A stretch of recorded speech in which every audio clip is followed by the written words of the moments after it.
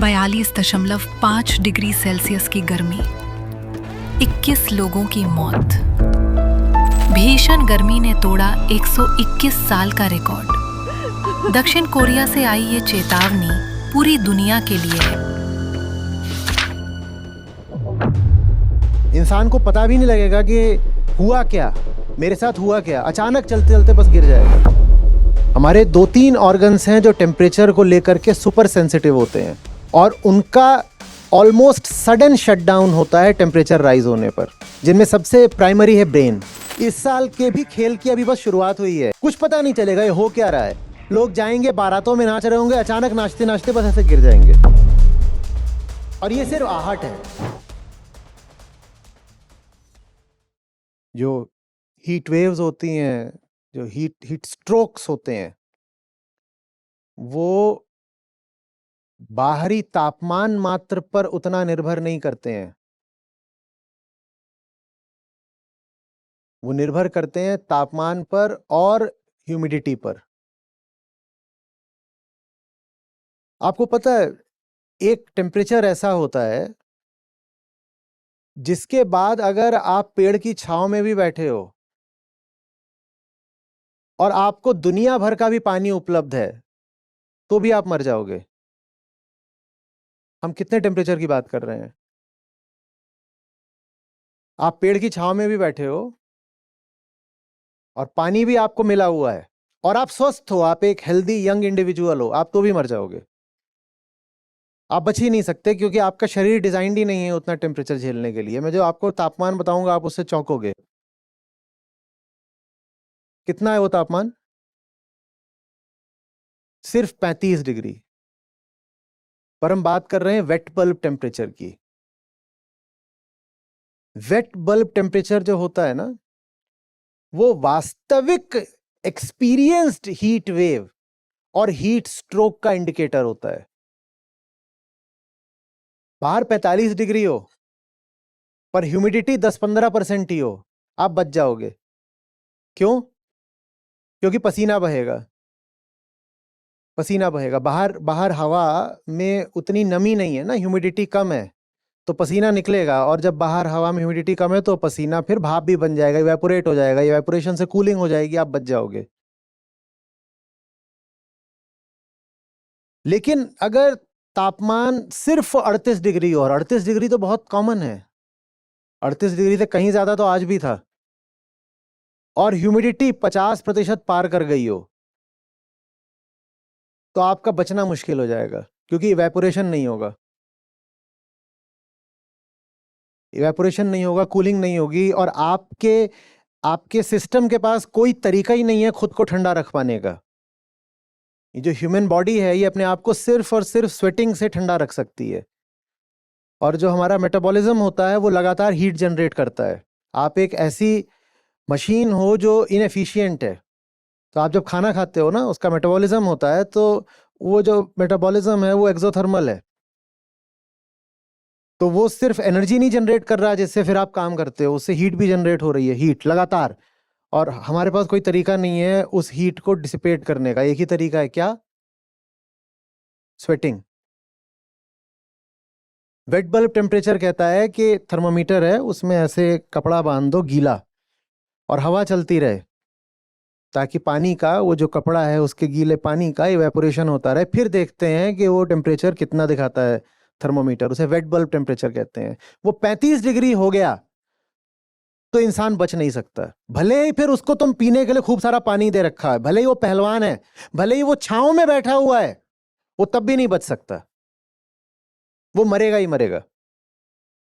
और अब ये आधी खबर थी, पूरी खबर सुनिए। दिल्ली में 32-33 डिग्री पहले भी हो चुका है। 32-33 डिग्री हो चुका है। इंसान को पता भी नहीं लगेगा कि हुआ क्या, मेरे साथ हुआ क्या, अचानक चलते चलते बस गिर जाएगा।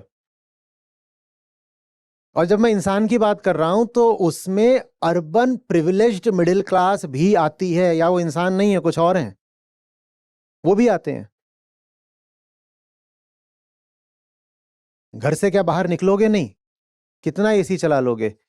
और सारे एसी जब एक साथ खींच रहे होंगे ग्रिड को, तो ग्रिड कब तक चल जाएगी? ग्रिड तो गिरेगी, जब ग्रिड गिरेगी तब तो बाहर निकलोगे, तब बच लोगे क्या? तब बच लोगे?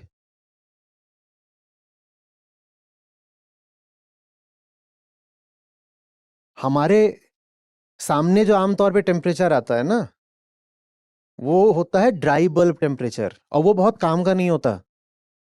उसमें बस आपको ही बता दिया जाता है कि साहब आज 45 डिग्री था, उससे कोई फर्क नहीं पड़ता।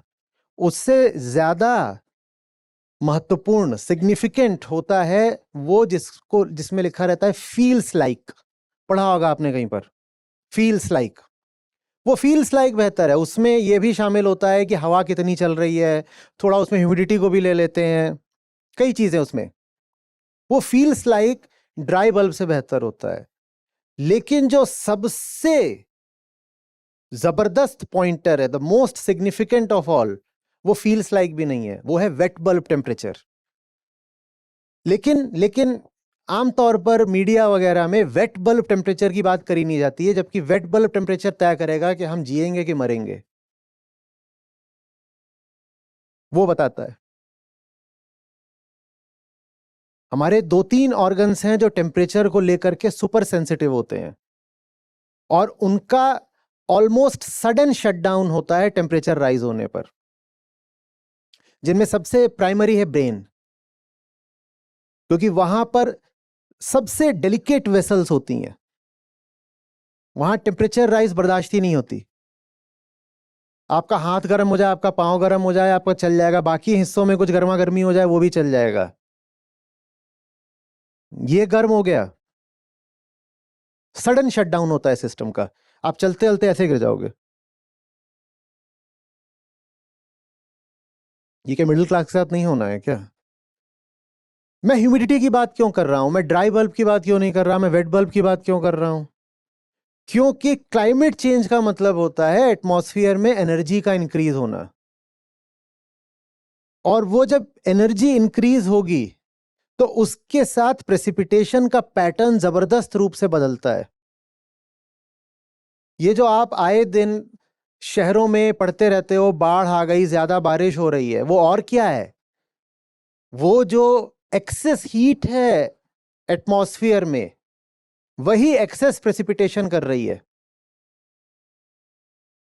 बंबई में क्या पहले इतनी फ्लडिंग होती थी? नहीं होती थी। वहां का जो पूरा ड्रेनेज सिस्टम है वो बनाया गया है कि अधिकतम घंटे में 25 मिलीमीटर बारिश हो जाए तो चलेगा। वहां पर अब बारिश हो रही है 100 मिलीमीटर, 150 मिलीमीटर, तो ड्रेनेज सिस्टम कैसे हैंडल कर लेगा? और दिल्ली का उतना भी नहीं बनाया गया। दिल्ली का 1976 का एक प्लान है, उसके हिसाब से बनाया गया था। वो है कि पूरे दिन में अगर 75 या 100 मिलीमीटर बारिश हो जाए तो दिल्ली का ड्रेनेज सिस्टम संभाल लेगा। बारिश हो रही है उससे दूने से भी ज्यादा। क्लाइमेट चेंज सिर्फ टेम्परेचर नहीं बढ़ाता, वो बारिश भी बढ़ाता है, और वो बारिश का अभाव भी बढ़ाता है।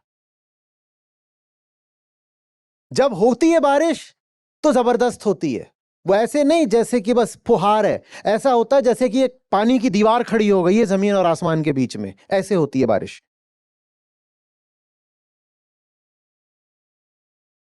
और जब वैसे बारिश होती है तो वेट बल्ब टेम्परेचर ऐसे भागता है आसमान की ओर।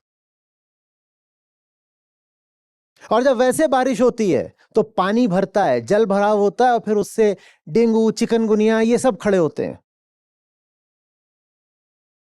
मिडिल क्लास को डेंगू नहीं होता क्या? वैसे उसको डेंगी बोलते हैं, वो ज्यादा एक्यूरेट है। या मिडिल क्लास को नहीं काटते वो? हम्म।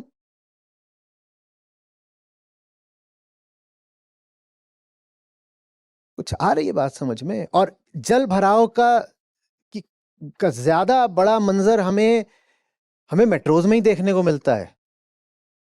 गांव वगैरह में ड्रेनेज उतनी बड़ी नहीं समस्या होती जितनी बड़ी उदाहरण के लिए मुंबई या बैंगलोर में होती है। आपको मालूम है मुंबई में ये शुरू हो चुका है कि प्रॉपर्टी प्राइसेस अब इस बात से तय हो रहे हैं कि वो जगह एबव फ्लड लाइन है या बिलो फ्लड लाइन है। तो जब विज्ञापित किया जाता है किसी जगह को तो साथ में ये भी लिख देते हैं धीरे से कि एबव फ्लड लाइन, उससे उसके रेट बढ़ जाते हैं कि यहां पे पानी नहीं भरेगा। ये अब तय है कि फ्लड तो आनी ही आनी है फिर से अब मॉनसून में। तो जो बिलो फ्लड लाइन वाले हैं उनको, और खासकर अगर आपका ग्राउंड फ्लोर पर है अपार्टमेंट वगैरह, तो उसकी कीमतें एकदम गिर गई हैं। कोई नहीं खरीदेगा क्योंकि सबको पता है कि इसमें हर साल पानी घुसेगा। अब ये जो अपार्टमेंट है ये लैंडलेस लेबरर्स खरीदते हैं क्या, मिडिल क्लास के हैं? पूछ रहा हूं। तो मिडिल क्लास को क्यों लग रहा है कि उन पर फर्क नहीं पड़ना है? क्यों लग रहा है? AQI का और क्लाइमेट चेंज का बहुत सीधा रिश्ता है। ये दो अलग अलग समस्याएं नहीं होती हैं।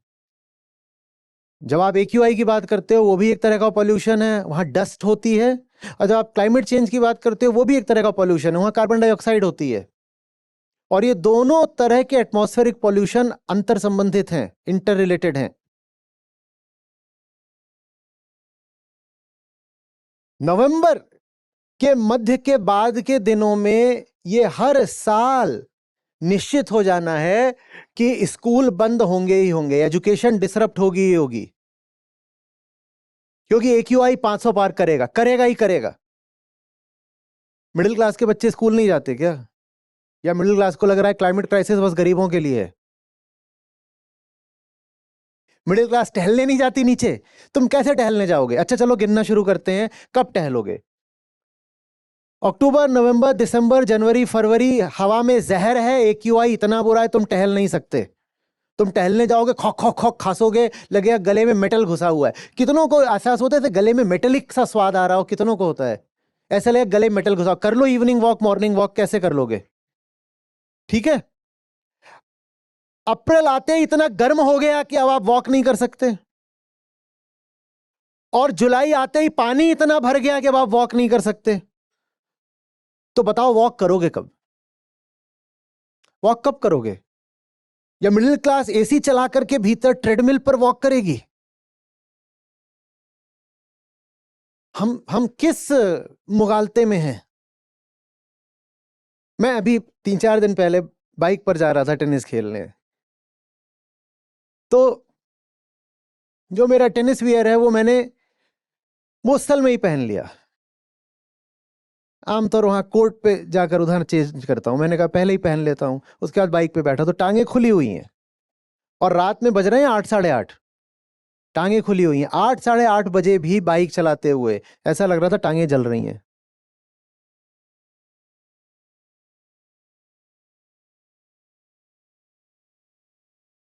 और ये सिर्फ आहट है, खेल अभी आगे और होना है, और 100 साल आगे नहीं होना है, अगले साल और होना है, उसके अगले साल और होना है, उसके अगले साल और होना है।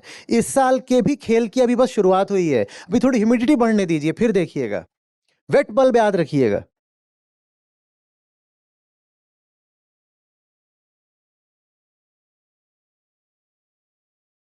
कुछ पता नहीं चलेगा ये हो क्या रहा है। लोग जाएंगे बारातों में नाच रहे होंगे, अचानक नाचते नाचते बस ऐसे गिर जाएंगे।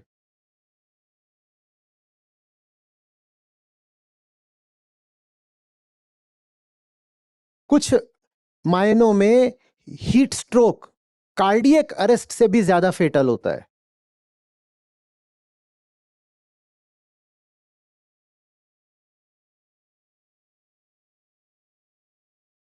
और पैसे का अंतर हो सकता है अमीर और गरीब में, शरीर का अंतर नहीं होता। प्रकृति ने फिजियोलॉजी दोनों को एक सी ही दी है। जो चीज गरीब को मारेगी वो अमीर को भी मारेगी।